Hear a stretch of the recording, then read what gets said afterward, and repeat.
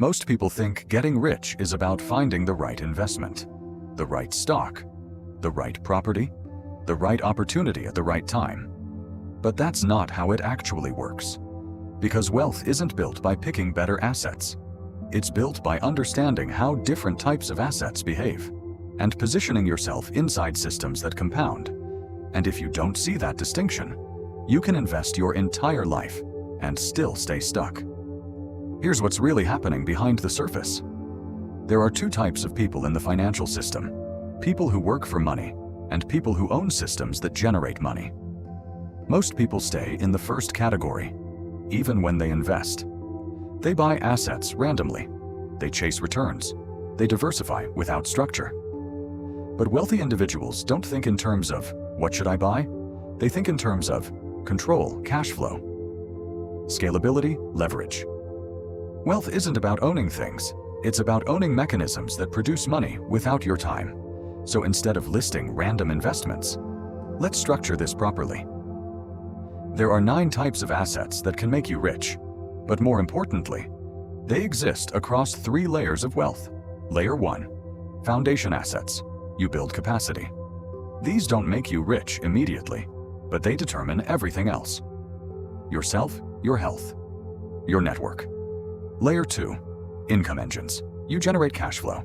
These convert time, skill, or capital into consistent income. Business, real estate, financial assets, stocks, bonds. Layer 3, leverage and asymmetry assets. You scale wealth. These create exponential upside with minimal additional effort. Digital assets, intellectual property. Alternative assets, art, commodities, collectibles. Now pay attention to this. Most people try to jump straight to layer 3 without building layer 1 or layer 2. And that's exactly why they fail. 1. Yourself. The only asset that controls all others. So before we talk about money, we need to talk about the one asset that decides whether any of this will work. Because if this part is weak, everything else becomes inefficient. Not stocks, not real estate. It's you, but not in a motivational way, in a functional way. It's your ability to understand how systems work, recognize where the real opportunities are, and execute consistently without burning out. That's what determines your financial trajectory. Not luck, not timing, structure, starting with you. Most people think investing in themselves means reading books, watching videos, consuming content. It feels productive, but it doesn't always change anything. Your skill set determines how much money you can make, and that number is not random. It's capped.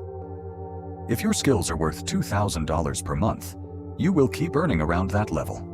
If your skills evolve to a level where you can generate $10,000 per month, your entire financial capacity changes, and once that changes, everything else becomes easier.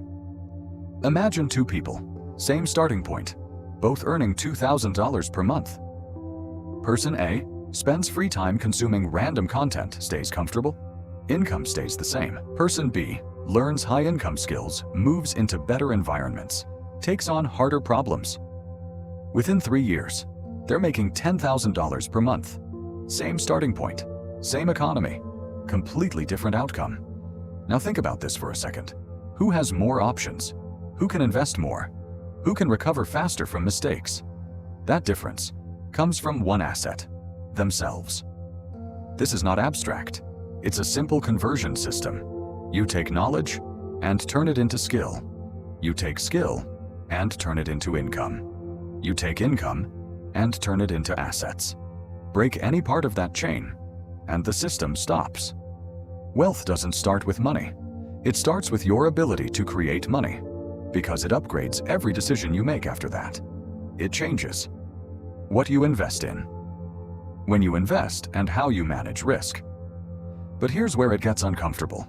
Most people already know this. They've heard it before. They just don't apply it consistently. Because upgrading yourself is slow. There's no instant reward, no visible result in the beginning. So they skip it and jump straight into investing. 2. Health. The hidden multiplier. Here's the part most people ignore. even if you improve your skills, even if your income increases. There's another asset quietly controlling how far you can actually go. And most people don't treat it like an investment. Your health. People see health as something personal, something separate from money. You go to the gym, you eat better, that's it. It has nothing to do with wealth. But the reality is, health directly impacts how much energy you have, how clearly you think, how well you make decisions, and how consistently you execute. And if you think about it, those are the exact things that create money. Imagine two people running the same business, same opportunity, same market. Person A sleeps 4 to 5 hours a night, constantly stressed. Low energy, easily distracted. Person B sleeps properly, has stable energy, thinks clearly under pressure, stays consistent. They both work 10 hours a day, but the output is completely different. Person A makes slower decisions, misses timing, reacts emotionally, burns out after a few months.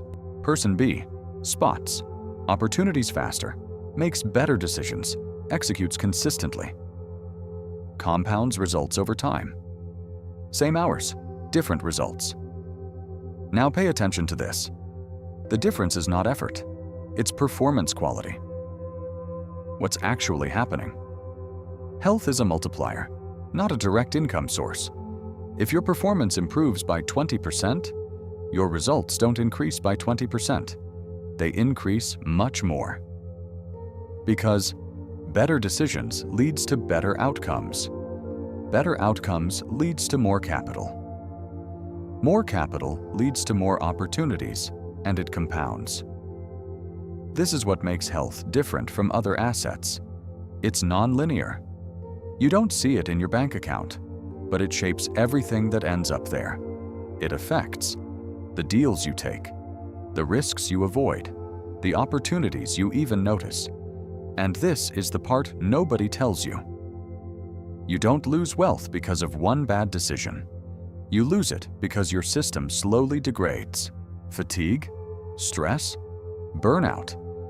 And once that happens, even a good strategy won't save you, because the system executing it is broken. Now let's assume something important. You have the skills. You have the energy. You can perform consistently. You're still missing something critical, because performance alone doesn't create opportunity. Access does. And that's where the next asset comes in. 3. Network. Access to opportunity. Now we move into something you can't easily measure, but it changes everything. Your network. Most people think networking means meeting more people, adding contacts, being social. It feels productive, but it doesn't always create results. A network is not about how many people you know. It's about where you are positioned. Because opportunities don't appear randomly. They move through specific groups, specific environments, specific circles. If you're not inside those flows, you don't even see them. Imagine two people looking for investment opportunities. Person A scrolls online, reads public listings, competes with thousands of others. Person B is connected to the right circle, hears about deals privately, gets access before anything goes public. Same deal, same price, same market. But person B has more time to evaluate, less competition, better entry position. Now think about this for a second. Who has the advantage? It's not the smarter one, it's the one with access. What's actually happening? Networks reduce friction. They give you access to opportunities earlier, provide better information, speed up trust between parties, and trust is important because in many deals, speed matters more than price. If people trust you, they bring you opportunities first. If they don't, you only see what's left. One person spends months searching for a good deal. Another gets a phone call. Hey, I have something you might want to look at. No advertising, no competition, no noise. That's not luck. That's positioning. Wealth is rarely discovered alone. It's transferred through networks, deals, information, opportunities. They don't sit out in the open waiting for everyone. They move quietly, between people who are already connected. And this is where most people get stuck. They try to build wealth independently. They rely only on their own research, their own effort, their own perspective. But the system doesn't reward isolation. It rewards proximity. And this is where things start to shift. Because once you're positioned in the right network, you don't just see opportunities anymore. You start to understand how they're created, not just deals, but systems. And this is where real wealth actually begins. 4. Business, the core wealth engine. And this is where things start to change. Because until now, you've been building capacity, improving performance, getting access to opportunities. But at some point, you have to move from participating in the system to owning one.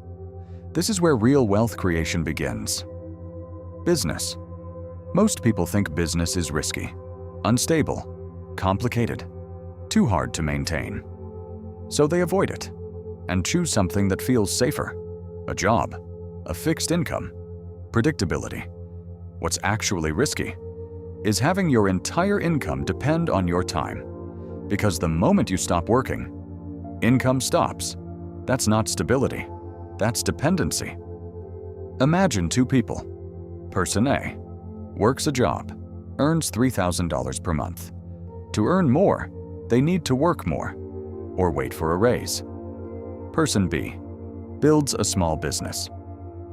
At first, they work just as hard, maybe even harder. But over time, they build a system. Customers come in, product gets delivered. Revenue keeps flowing. Eventually, the system runs without them being involved every hour. Now ask yourself, who has more control? A business solves one core limitation: the link between time and money. Instead of 1 hour equals 1 unit of income, you move to a system equals continuous income. And once that system works, it doesn't depend on how many hours you personally put in. Employees work for income. Entrepreneurs build assets that generate income over time. That's the shift. A freelancer charges $50 per hour. If they work 8 hours, they earn $400. If they stop, income stops. A business owner builds a simple system, a product priced at $100, 100 customers per month. That's $10,000 per month. And the key difference is this: they don't need to be involved in every transaction. Same skill level, different structure. Business is not about freedom, at least not at the beginning. It's about control. Control over how money is generated, how scalable it is, how independent it becomes over time. Freedom is just a byproduct. But here's the cold truth. Most businesses fail, not because the idea is bad, but because the operator doesn't understand how systems actually work. They focus on the product, the idea, the branding, but ignore margins, how much profit is left, systems, how things run without them, scaling, how it grows without breaking. And when that happens, the business becomes another job, not an asset. But here's the limitation. Even a strong business is still an active system. It requires decisions, attention, involvement. So the next step is not just making more money, it's turning that money into something more stable, something that works, even when you don't. 5. Real estate. Controlled leverage. Now we move into one of the most talked about assets, and also one of the most misunderstood. Real estate. Most people believe something very simple. If I own property, I'm building wealth. But that's not always true. Not all property creates wealth. Only income-producing property does, because there's a difference between owning something and owning something that pays you back. The house you live in is not an asset, it's a liability. Why? Because every month, it takes money from your pocket. It doesn't put money into it. Imagine two people. Person A buys a house to live in, pays mortgage every month, pays maintenance, pays taxes. No income comes from it.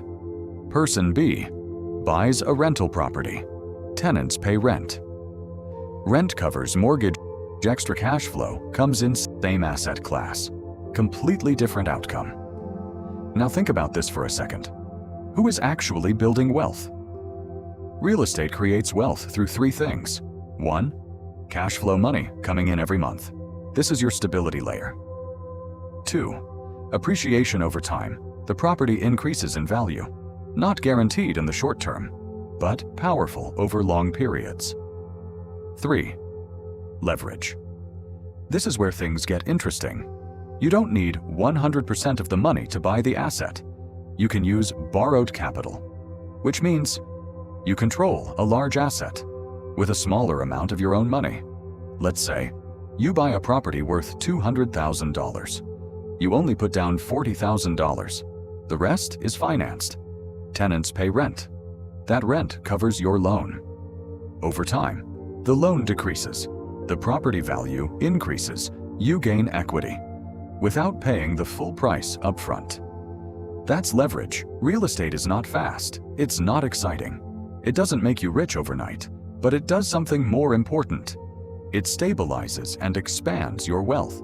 It creates a base, something predictable, something that keeps working quietly in the background. And this is why wealthy people don't rely on just one asset. They build layers. Business generates income. Real estate stabilizes it. But here's where it gets interesting. Leverage works both ways. Used correctly, it accelerates wealth. Used incorrectly, it destroys capital just as fast. If the cash flow doesn't cover the cost, if the market shifts, if you overextend, the same system that builds wealth becomes a liability. And this is where most people fail. Not because real estate doesn't work, but because they don't understand how to use it. Now think about this. Real estate gives you stability, but it's not flexible. It takes time to buy, time to sell, large capital to enter. So the next question becomes, how do you grow your money without being physically tied to an asset? And this is where we move into the next layer. 6. Financial assets. Owning other people's systems. Now we move into a different type of investing. Less visible, more scalable. Financial assets. This includes stocks, bonds. Funds, at first glance, they look abstract. Numbers on a screen, charts moving up and down. But what's actually happening underneath is much more real. Most people think investing in stocks is gambling. Buy low, sell high, hope it works. And because they don't understand it, they treat it like a game. When you buy a stock, you're buying a piece of a business, not a number, not a symbol, a real company with revenue, costs, profit. And when that company grows, your ownership grows with it. Imagine this. You and a friend open a small coffee shop. You invest money. Your friend runs the business. If the shop makes profit, you earn a share. Now scale that idea up. Instead of a coffee shop, it's a global company. Instead of knowing the owner personally, you buy shares through the market. That's what a stock is. Ownership. There are two main ways this works. Stocks equals ownership. You own a percentage of a company. You benefit from growth, profit, market value increase. Bonds equals lending. You lend money to a company or government. They pay you interest. So instead of working for money, your money works inside other systems. You have two options. Option A, start a business from scratch. High effort, high risk, full responsibility. Option B, invest in an existing business, no daily involvement. still benefit from growth. Same outcome potential, different level of effort. This is what we call indirect leverage. You're not building the system. You're plugging into one that already exists. And if that system is strong, it compounds over time. But here's the catch. This only works if you understand what you're buying.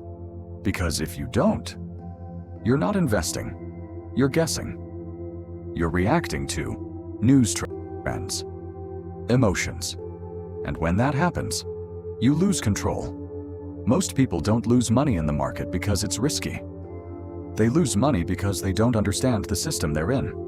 They buy things they can't explain, hold things they don't believe in, sell based on fear, and call it investing. It's not. But now think about this. Everything we've discussed so far still depends on capital. You need money to buy real estate, invest in stocks, build businesses. So the next question becomes, what if you could build something that doesn't require large capital to start, but can still scale massively? 7. Digital assets, infinite scalability. And this is where the game changes completely. Because until now, every asset we've talked about requires capital. You need money to buy real estate, invest in stocks, start most businesses. But now, we move into a category where the starting point is different. Digital assets. Most people think content creation is unstable, too competitive, too unpredictable, too dependent on algorithms, so they ignore it. Digital assets are one of the most scalable systems ever created. Because once you build it, it doesn't depend on how many hours you work. Imagine this. You create a product, let's say a course. It takes you 30 days to build. Now, you sell it to 10 people. You make money. Then you sell it to 100 people. You make more money. Then 1,000 people. Then 10,000 people. But here's the key point. Your effort doesn't increase. You still built it once. A book, a course, or a piece of content can be created once and sold infinitely. Digital assets work because of two things. 1. Low marginal cost. Selling one more unit costs almost nothing. 2. Global distribution. The internet removes all boundaries, which means anyone, anywhere, can access what you create. Combine those two, and you get exponential scale. Real scenario, very clear. A physical store can serve maybe 100 to 200 customers a day. A YouTube video can reach millions, same idea. Completely different scale. Digital assets remove two major limitations: time, location. You don't need to be present. You don't need to be local. Your asset works, even when you're not. And this is where platforms like YouTube become powerful. Channels like Rich Explained are not just content. They are digital assets. They attract attention, build trust, generate revenue scale over time, without increasing effort linearly. But here's the part nobody tells you. This space looks easy from the outside, but most people fail here. Not because the model doesn't work, but because they underestimate three things. Consistency. They stop too early. Positioning. They say nothing unique. Attention economics. They don't understand how to hold attention, and without attention, nothing scales. But here's where it goes even deeper. Digital assets give you scale, but there's another layer, where you don't just scale, you own something. That keeps paying you, even when the platform changes. 8. Intellectual property. Ownership without operation. Now we go one level deeper, because digital assets give you scale, but there's another layer, where you don't just scale, you own something. That keeps generating income, without ongoing effort. Intellectual property. Most people think intellectual property is only for inventors, scientists, big companies, something far away from their reality. Intellectual property is one of the most powerful wealth mechanisms available because it separates work from income. Things like books, music, courses, patents, they can generate income. long after the work is done. Imagine this. You write a book. It takes time, effort, focus. Once it's finished, you publish it. Now every time someone buys it, you earn money. You don't rewrite the book. You don't redo the work. It already exists. Now scale that idea.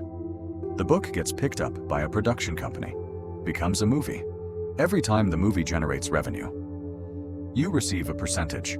You're not involved in production, not involved in distribution, but you still get paid. That's intellectual property. You create something once, and instead of selling your time, you sell the right to use it. Other people distribute it, scale it, monetize it, and you earn from that usage. It's not just income, it's ownership. Think about music. An artist creates a song. It takes effort once, but that song gets played. On streaming platforms, in cafes, in movies, in advertisements, every time it's used. The creator earns, even years later. This is pure leverage.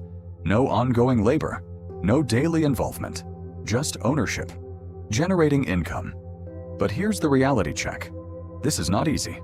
Creating valuable intellectual property is extremely difficult because it requires original thinking, not copying.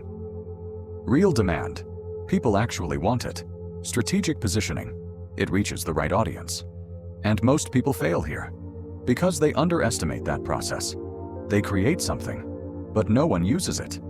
And without usage, there is no income. Ownership only matters if what you own has demand. Otherwise, it's just an idea. Now at this point, you've built something important. You have skills, systems, income, scalable assets. So the next step is not just growth anymore, it's protection, positioning, and understanding how to preserve wealth when the environment changes. 9. Alternative assets, asymmetric positioning. Now we arrive at the final layer, and also the most misunderstood one. Alternative assets. This includes things like art, collectibles, commodities, gold, oil, food. At first glance, these look like luxury investments, something only wealthy people care about. Most people think these are for the rich. Optional, non-essential, maybe even unnecessary. Reality. These assets are not about getting rich. They are about staying rich. They serve a very specific purpose. Imagine this. You've already built wealth. You have income assets, cash flow. Now something changes. The economy shifts. Inflation rises. Currencies lose value. What happens to your money? If all your wealth is tied to one system, you're exposed. But if part of your wealth is stored in assets that behave differently, you're protected. That's where alternative assets come in. These assets work through two main forces. 1. Scarcity, art and collectibles. There is a limited supply, a rare painting, a limited edition item, a collectible that cannot be reproduced. As demand increases and supply stays fixed, value goes up. 2. Survival value. Commodities. These are things people need. Energy, food, precious metals. No matter what happens, demand doesn't disappear, and in unstable environments, they often increase in value. These assets tend to perform well during economic uncertainty. When inflation rises, currency loses value. That means your cash buys less. But gold often increases. Why? Because people move into something more stable. Another example, a rare collectible item. There are only a limited number in existence. Over time, more people want it. But supply doesn't change, so the price increases. These are not growth assets. They are protection layers. They don't generate cash flow. They don't build systems. They preserve value. And this is where most people get it wrong. They treat these assets like core investments, trying to get rich from them, instead of using them to protect what they've already built. Now step back and look at the full picture. Most people don't fail because they lack access to these assets. They fail because they don't understand order. They jump into stocks without stable income, buy real estate without cash flow, try to build digital products without skill. They chase complexity, before building foundation. And when that happens, the system breaks, not because the assets don't work, but because they were used incorrectly. You don't lack opportunities. You lack positioning. You don't need more investments. You need better structure. Because wealth is not about doing more. It's about arranging things correctly. At the right time. In the right order. If you're starting to see money differently right now, that's not accidental. That's the point. Channels like Rich Explained exist to break surface-level thinking and show you how the system actually works underneath. Not what sounds good, but what actually works. Getting rich is not random. It's not luck. And it's not about finding the next big opportunity. It's about understanding which assets create income, which assets create scale, and which assets protect everything you've built. And more importantly, how they connect. Because in the end, wealth is not defined by what you own. It's defined by what continues to work for you, even when you stop working. If you made it this far into the video, we're curious to know, which of these assets do you plan to secure in the future? We can't wait to hear from you in the comments. And we know, okay, this was a long video, but it was filled with educational value, and we hope you got your time's worth. Weigh your options well. If you found this video helpful, make sure to leave a like. And subscribe to Rich Explained. Because here, we don't just chase wealth. We understand it.